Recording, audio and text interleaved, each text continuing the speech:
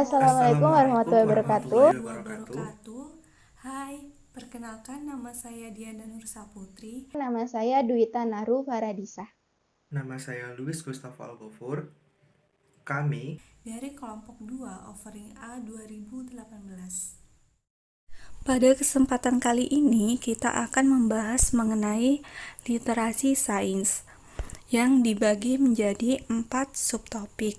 Subtopik yang pertama yaitu mengenai definisi literasi sains. Subtopik yang kedua mengenai pentingnya literasi sains akan dijelaskan oleh saya sendiri, Diana Nur Saputri. Subtopik yang ketiga, perkembangan literasi sains di dunia akan dijelaskan oleh rekan saya, Dwita Naru Faradisa. Dan yang terakhir, perkembangan literasi sains di Indonesia akan dijelaskan oleh rekan saya, Luis Gustavo Algofur. Baik, langsung saja. Subtopik pertama mengenai definisi literasi sains. Nah, apabila kita berbicara tentang kata membaca itu terdapat 6 kata yang terkait dengannya. Ada literasi, iliterasi, aliterasi, literat, iliterat, dan aliterat. Literasi berarti kemampuan membaca. Iliterasi berarti ketidakmampuan membaca. Aliterasi berarti kurang kemauan membaca atau sinonimnya bisa dikatakan malas membaca. Sedangkan literat ini merupakan bentuk adjektiva dari literasi. Adjektiva sendiri itu merupakan kata sifat. Jadi contoh penggunaan katanya itu misalnya, Andi merupakan seorang siswa yang literat. Berarti bermakna Andi merupakan seorang siswa yang memiliki kemampuan membaca. Seperti itu. Selanjutnya yaitu iliterat, merupakan bentuk adjektiva dari iliterasi, dan yang terakhir aliterat merupakan bentuk adjektiva dari aliterasi. Secara bahasa, literasi berarti kemampuan membaca, sedangkan istilah sains berasal dari bahasa Inggris science yang diambil dari bahasa Latin scientia yang berarti pengetahuan. Nah, pada materi hakikat sains kemarin, kita telah mempelajari bahwa sains itu berkaitan dengan cara mencari tahu tentang alam secara sistematis, sehingga sains bukan hanya penguasaan kumpulan pengetahuan yang berupa fakta, konsep, atau prinsip saja, tetapi juga merupakan suatu proses penemuan. Selanjutnya yakni mengenai berbagai definisi literasi sains. Nah, bisa teman-teman simak pada lampiran makalah kami. Di sana terdapat kurang lebih 8 definisi literasi sains. Namun di sini kami mencantumkan 4 saja untuk mempersingkat waktu. Yang pertama yaitu dari Echols dan Shadili yang merupakan penyusun kamus Dwibahasa Indonesia-Inggris. Secara harfiah, literasi berasal dari kata literacy, bahasa Inggris yang berarti melek huruf atau gerakan pemberantasan buta huruf. Yang kedua yaitu menurut National Center for Education Statistics atau NCES menyatakan bahwa literasi sains adalah pengetahuan dan pemahaman konsep serta proses ilmiah yang diperlukan untuk membuat keputusan personal, berkontribusi dalam kegiatan kebudayaan dan kemasyarakatan, serta produktivitas ekonomi. Pengertian yang ketiga dari Gormali, beliau seorang penulis scientific developing, menyatakan bahwa literasi sains diartikan sebagai kemampuan seseorang untuk membedakan fakta-fakta sains dari bermacam-macam informasi. Nah, bermacam informasi ini bisa diperoleh dengan cara mengenal dan menganalisis menggunakan metode penyelidikan saintifik serta kemampuan untuk mengorganisasi, menginterpretasikan data, dan informasi sains. Pengertian yang keempat dari National Science Teacher Association atau NSTA menyatakan bahwa literasi sains merujuk kepada subjek yang menggunakan konsep sains sehingga terwujud keterampilan yang terintegrasi. Nah, berdasarkan 4 definisi ini, kita dapat memperhatikan bahwa terdapat perkembangan definisi literasi sains yang awalnya bersifat kemampuan esensial saja menjadi multidimensional. Maksud dari bersifat kemampuan esensial ini, dahulu literasi diartikan hanya sebagai kemampuan baca, tulis, dan hitung, yang merupakan kemampuan esensial seseorang atau individu untuk memperoleh dan melaksanakan pekerjaan serta berpartisipasi dalam kehidupan sosial, kultural, maupun politik secara lebih luas, menjadi definisi yang multidimensional. Artinya, bukan hanya pemahaman terhadap pengetahuan sains, melainkan lebih luas dari itu, seperti proses berpikir, menemukan, integrasi ilmu pengetahuan, dan sebagainya. Selanjutnya, mengenai pentingnya literasi sains di bidang pendidikan. Yang pertama yaitu membantu siswa dalam mengatasi permasalahan yang berkaitan dengan iptek. Seperti yang kita ketahui, literasi sains merupakan kunci utama dalam menghadapi tantangan di era globalisasi ini. Penyelidikan ilmu pengetahuan, kosakata baik lisan maupun secara tertulis merupakan kemampuan yang diperlukan untuk memahami ilmu pengetahuan, hubungan antara sains, teknologi, dan masyarakat.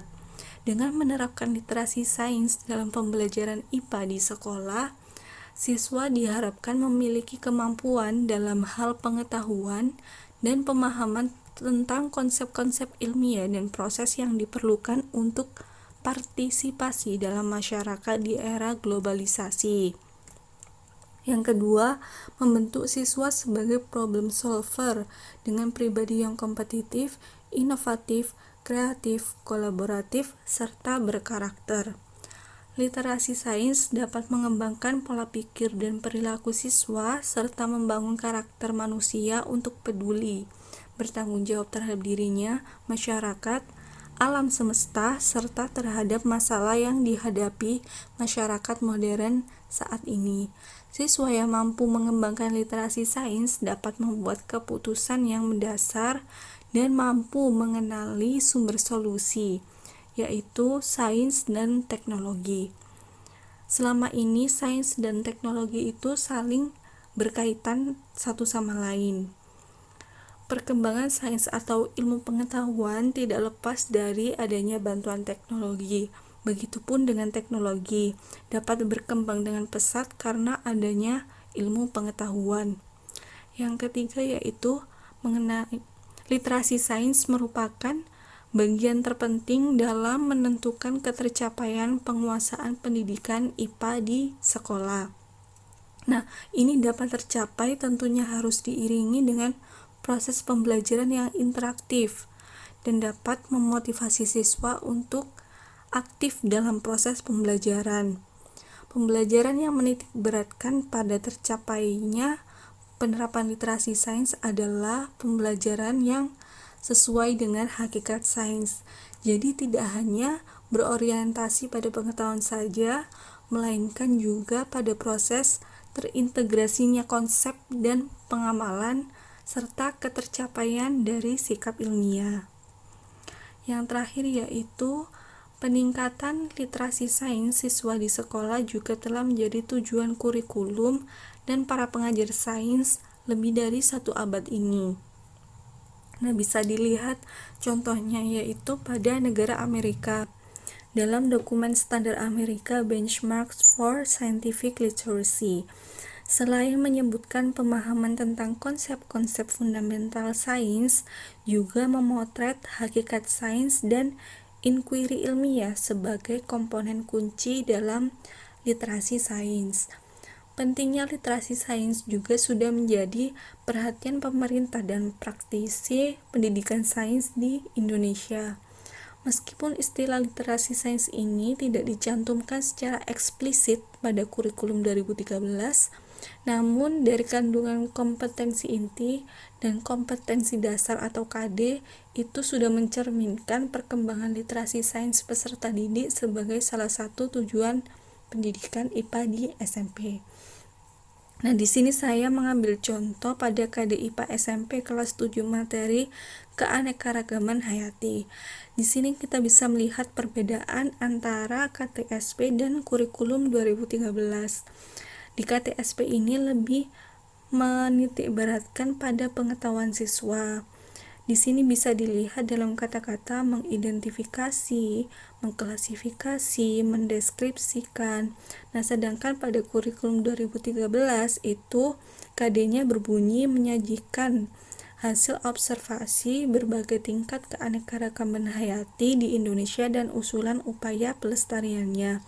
Jadi di sini terdapat proses siswa untuk mengobservasi, menyajikan hasil, serta menemukan solusi dari suatu permasalahan yang ditemukannya. Jadi tidak hanya berkutat pada pengetahuannya saja. Nah, sekian penjelasan dari saya. Mohon maaf apabila ada salah-salah kata. Untuk selanjutnya, materi tentang perkembangan literasi sains di dunia akan dilanjutkan oleh rekan saya Dwita Nahru Faradisa. Kemudian saya akan menjelaskan mengenai perkembangan literasi sains di dunia. Sebelumnya, saya akan menjelaskan mengenai PISA terlebih dahulu. PISA adalah singkatan dari Program for International Student Assessment.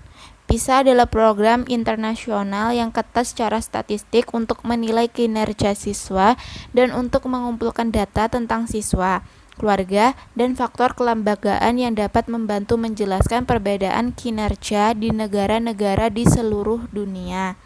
Jadi, PISA ini merupakan program internasional untuk mengukur pengetahuan dan keterampilan anak usia 15 tahun. Usia di mana siswa di sebagian negara mendekati akhir dari wajib belajar. Dan kemudian data yang dikumpulkan oleh PISA tersebut dapat digunakan untuk membantu menjelaskan perbedaan kinerja di negara-negara di seluruh dunia. Kemudian selanjutnya yaitu tujuannya adalah untuk secara signifikan meningkatkan pemahaman tentang hasil pendidikan di negara-negara OECD serta di banyak negara yang memilih untuk berpartisipasi pada tahap awal perkembangan ekonomi. Sebagai informasi, negara-negara OECD itu adalah OECD sendiri itu singkatan dari Organization for Economic Cooperation and Development. Jadi OECD ini adalah suatu organisasi internasional yang bergerak di bidang kerjasama ekonomi dan pembangunan. Kalau dalam bahasa Indonesia dapat disebut juga dengan organisasi untuk kerjasama dan pembangunan ekonomi.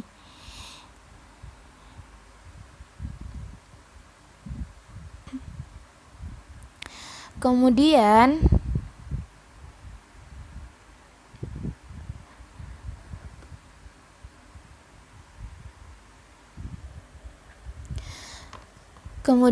konsep literasi sains PISA.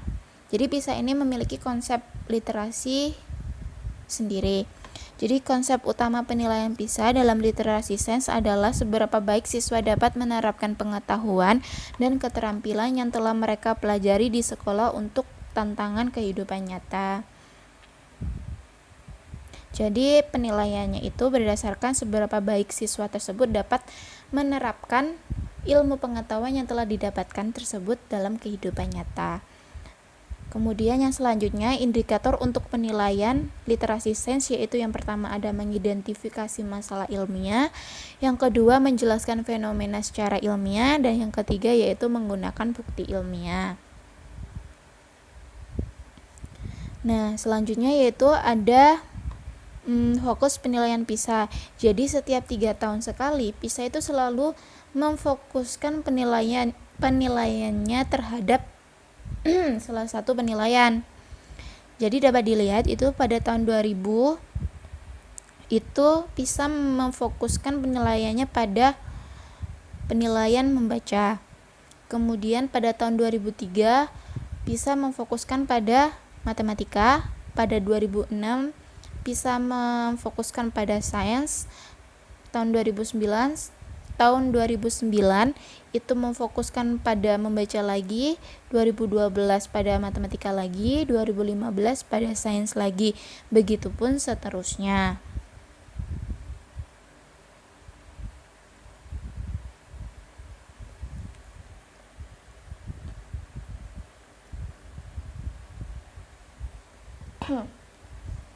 Kemudian negara yang berpartisipasi pada survei PISA. Dapat dilihat di situ dalam slide tersebut tahun 2000 total 43 negara anggota OECD turut serta dalam survei PISA. Anggota OECD tersebut di kawasan Asia diantaranya yaitu Jepang, Korea, Australia, dan Selandia Baru. Kemudian tahun 2009, negara yang turut serta dalam survei PISA bertambah menjadi 75 negara. Pada tahun ini, Indonesia juga termasuk. Selain Indonesia, terdapat Thailand, Singapura, Cina, Taipei, dan 3 bagian Cina yang dianggap sebagai ekonomi terpisah, Hong Kong, Shanghai, dan Makau. Kemudian yang selanjutnya, survei pada sekolah. Sekolah di setiap negara dipilih secara acak oleh internasional untuk berpartisipasi dalam PISA. Jadi sekolah di setiap negara ini dipilih secara acak oleh kontraktor internasional. Nah, di sekolah-sekolah tersebut tes diberikan kepada sampel acak siswa yang berusia antara 15 tahun 3 bulan dan 16 tahun 2 bulan pada saat ujian, bukan kepada siswa pada tahun tertentu di sekolah. Maksudnya bukan pada siswa pada kelas 4 atau kelas 3 seperti itu. Jadi diberikan kepada siswa yang kepada siswa yang berusia 15 tahun 3 bulan dan 16 tahun 2 bulan. Kemudian pemilihan sekolah dan siswa dilakukan seinklusif mungkin sehingga sampel siswa berasal dari berbagai latar belakang dan kemampuan. Pemilihan sampel ini pun dilakukan dengan sangat ketat.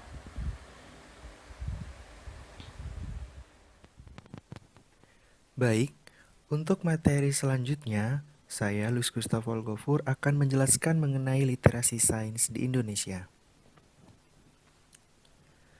Literasi sains merupakan kemampuan menggunakan pengetahuan sains, mengidentifikasi pertanyaan, dan menarik kesimpulan berdasarkan bukti dalam rangka memahami serta membuat keputusan berkenaan dengan alam dan perubahan yang dilakukan terhadap alam melalui aktivitas manusia. Literasi sains memandang pentingnya keterampilan berpikir dan bertindak yang melibatkan penguasaan berpikir dan penggunaan cara berpikir saintifik dalam mengenal dan menyikapi isu-isu nasional.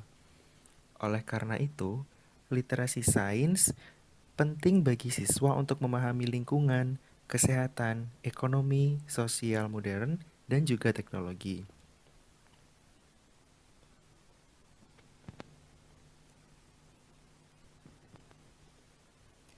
Berdasarkan data PISA atau Program for International Student Assessment, keterampilan literasi sains peserta didik Indonesia masih di bawah rata-rata.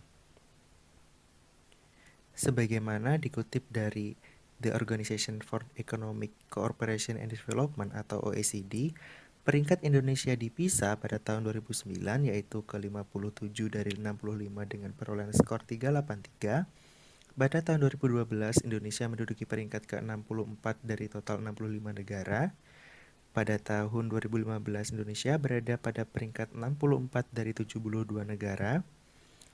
Dan pada tahun 2019, Indonesia memiliki peringkat 74 dari 79 negara. Nah, dari survei tersebut dapat kita ketahui bahwasanya Indonesia pada kemampuan literasi sains masih sangat jauh di bawah skor standar nasional yang telah ditetapkan oleh lembaga OECD. Ciri-ciri seseorang memiliki literasi sains. Banyak sekali ciri-ciri yang dimiliki seseorang apabila orang tersebut telah memiliki literasi sains yang bagus. Di antaranya yang pertama, memiliki kemampuan untuk menyelesaikan masalah dengan menggunakan konsep-konsep sains yang diperoleh dalam pendidikan sesuai dengan jenjangnya. Nah, pada ciri ini, misalnya pada siswa SMP kelas 8. Siswa SMP kelas 8 itu kan di sekolah pada materi sains telah memperoleh materi tekanan. Nah, di permasalahan kehidupan sehari-hari, misalkan si anak itu mempunyai mobil dan sedang jalan-jalan dengan ayah atau keluarganya, kemudian mobil tersebut mogok. Nah, siswa dapat mengetahui bagaimana sih cara untuk membantu memudahkan ayahnya memperbaiki mobilnya tersebut, yakni dengan dongkrak dong. Nah, dongkrak tersebut kan memiliki konsep tekanan. Nah, apabila siswa telah memahami bagaimana hubungan antara dongkrak tadi dengan konsep tekanan yang telah didapatnya di sekolah, maka siswa tersebut telah memiliki salah satu ciri literasi sains. Kemudian yang kedua yakni mengenal produk teknologi yang ada di sekitarnya beserta dampaknya. Nah, pada tahap ini seseorang yang memiliki literasi sains maka akan mengenal apa saja sih teknologi-teknologi yang sudah ada di sekitar dan serta dampak yang ditimbulkan itu apa. Kemudian yang ketiga, mampu menggunakan produk teknologi dan memeliharanya. Nah, banyak sekali ya teknologi-teknologi yang sekarang ini berada di sekitar kita. Nah, apabila seseorang itu telah mengetahui serta mampu menggunakan serta merawat teknologi tersebut, maka seseorang itu dikatakan memiliki literasi sains yang bagus. Kemudian yang keempat, kreatif dalam membuat hasil teknologi yang disederhanakan sehingga mampu mengambil keputusan berdasarkan nilai dan budaya masyarakat. Nah, di sini maksudnya adalah seseorang itu mampu menciptakan sebuah teknologi-teknologi sederhana yang dapat membantu dalam menyelesaikan permasalahan-permasalahan yang ada di sekitarnya. Seperti itu.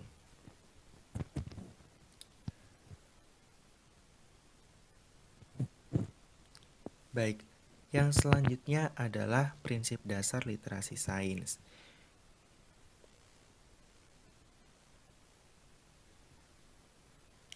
Prinsip dasar literasi sains yang dikutip dari Randy Vananta dan kawan-kawan pada buku yang diterbitkan oleh Kemendikbud tahun 2017, diantaranya ada yang pertama, kontekstual. Yang dimaksud dengan kontekstual ini adalah sesuai dengan kearifan lokal dan perkembangan zaman. Jadi, literasi sains itu juga menyesuaikan dengan di mana kita tinggal. Karena kita tinggal di Indonesia, jadi untuk pemanfaatannya itu juga menyesuaikan dengan budaya-budaya yang ada di Indonesia, namun tetap mengikuti perkembangan zaman. Yang kedua adalah pemenuhan kebutuhan sosial, budaya, dan kenegaraan.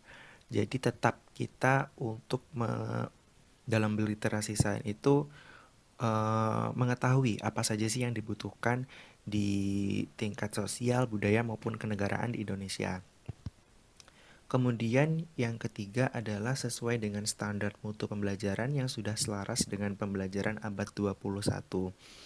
Kemudian yang keempat adalah holistik terintegrasi dengan beragam literasi lainnya, yang mana bisa kita katakan kolaboratif dan partisipatif.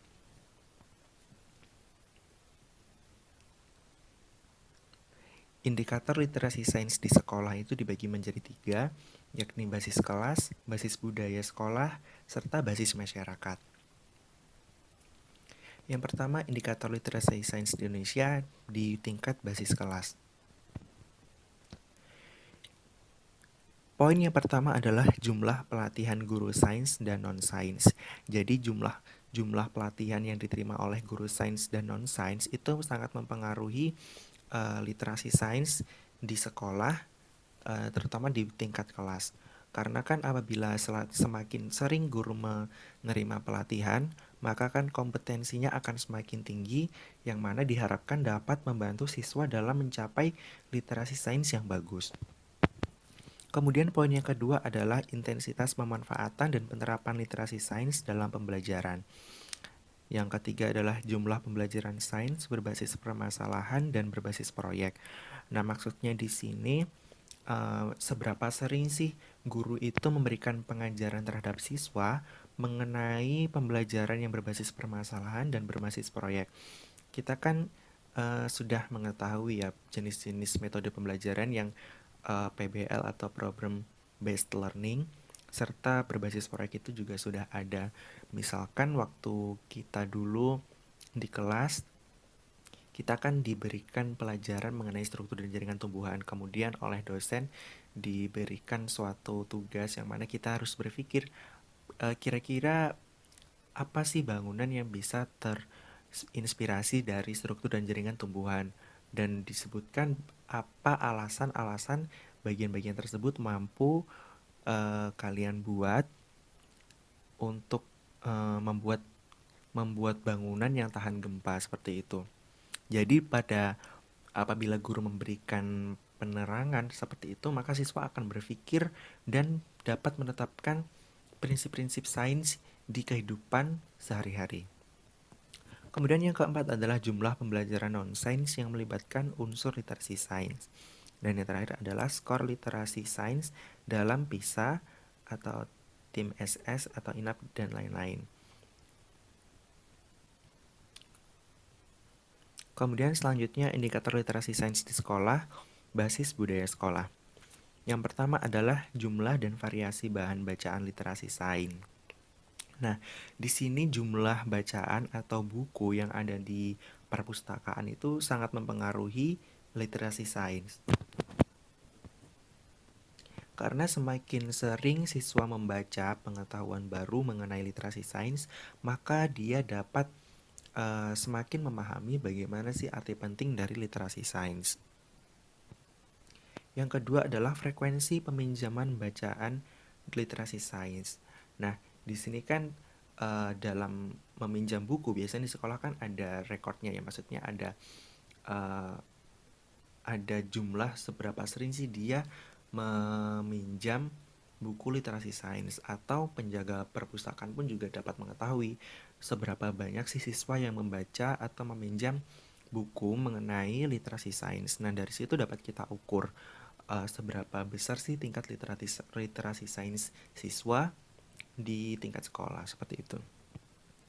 Kemudian yang ketiga adalah jumlah kegiatan literasi sains di sekolah. Nah, jumlah kegiatan literasi sains di sekolah itu juga sangat mempengaruhi tingkat literasi sains di Indonesia. Semakin banyak jumlah kegiatan-kegiatan literasi sains yang diadakan di sekolah, maka besar kemungkinan tingkat literasi sains siswa di tingkat sekolah itu juga menjadi lebih baik. Kemudian akses situs daring yang berhubungan dengan literasi sains. Nah, seberapa sering sih siswa itu mengunjungi laman web misalkan mengenai literasi sains, kemudian membaca buku elektronik mengenai literasi sains, atau membaca web-web internasional mengenai PISA, OECD, dan lain-lain. Itu juga mempengaruhi siswa mengenai tingkat literasi sainsnya. Kemudian jumlah kegiatan bulan literasi sains. Nah, maksudnya di sini adalah setiap bulan itu apakah ada di sekolah itu kegiatan-kegiatan yang berhubungan dengan literasi sains.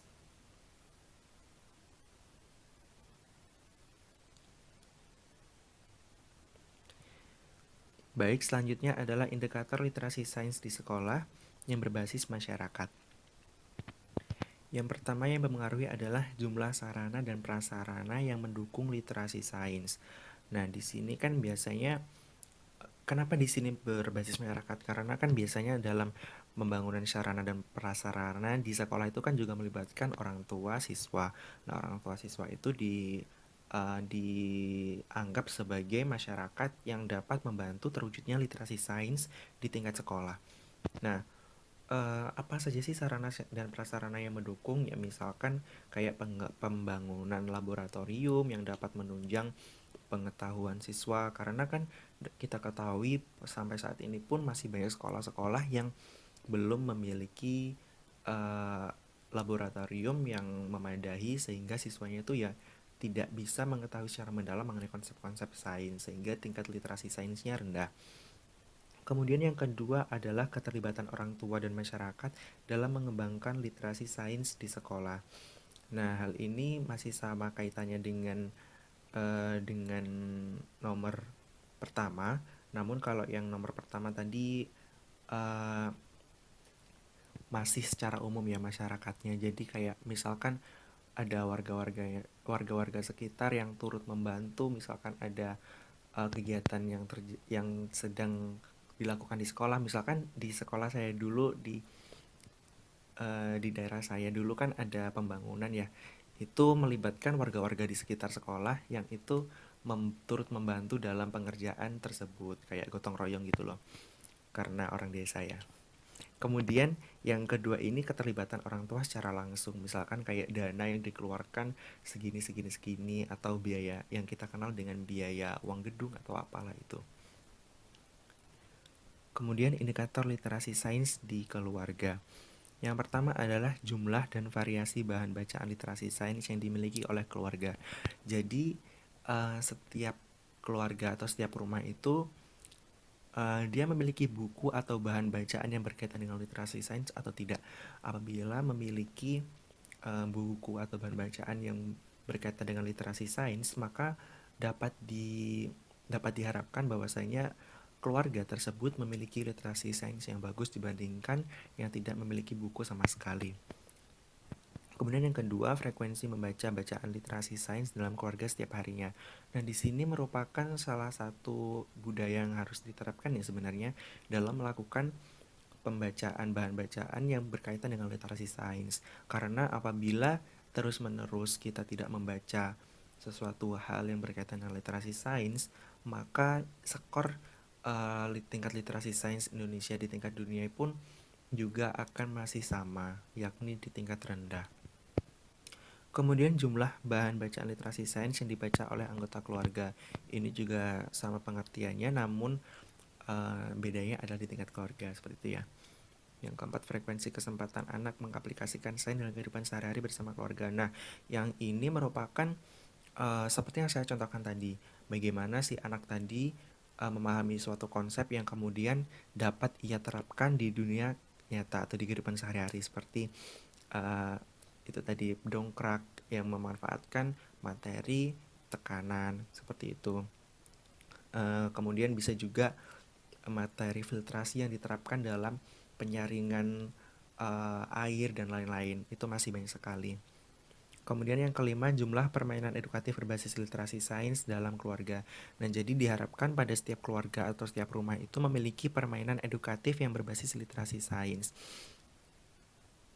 Banyak sekali kok contoh yang di sini, seperti yang edukit yang telah dijual di berbagai marketplace itu dapat dikoleksi atau dapat dibeli setiap keluarga untuk dapat meningkatkan literasi sains di keluarga tersebut. Kemudian indikator literasi sains di masyarakat. Yang pertama adalah jumlah dan variasi bahan bacaan literasi sains yang dimiliki setiap fasilitas publik. Nah, di tingkat masyarakat ini misalkan adanya perpustakaan daerah. Perpustakaan daerah itu misalnya kayak di tingkat desa kan biasanya ada ya perpustakaan desa. Nah, di situ apakah ada buku mengenai literasi sains atau tidak, itu sangat mempengaruhi tingkat literasi sains yang ada di desa tersebut. Kemudian frekuensi membaca bahan bacaan literasi sains setiap hari. Nah, ini sama pengertiannya dengan yang di sekolah tadi, namun di sini tempatnya adalah di tingkat desa atau di tingkat daerah masing-masing. Kemudian jumlah bahan bacaan literasi sains yang dibaca setiap masyarakat setiap harinya. Kemudian jumlah partisipasi aktif komunitas, lembaga atau instansi dalam penyediaan bahan bacaan literasi. Nah, di sini diperlukan juga mitra-mitra yang berkenan untuk memberikan sumbangsinya berupa mungkin penyumbangan buku atau penyumbangan fasilitas untuk membangun fasilitas tertentu yang dapat mendukung literasi sains di daerah tersebut. Kemudian yang kelima adalah jumlah fasilitas publik yang mendukung literasi sains. Nah, di sini seperti perpustakaan atau mungkin ada museum-museum sains atau yang lain yang dapat membantu tingkat literasi sains di tingkat masyarakat. Baik, terima kasih. Itu penjelasan dari kelompok kami. Apabila ada salah dan kurang lebihnya kami mohon maaf yang sebesar-besarnya. Wassalamualaikum warahmatullahi wabarakatuh.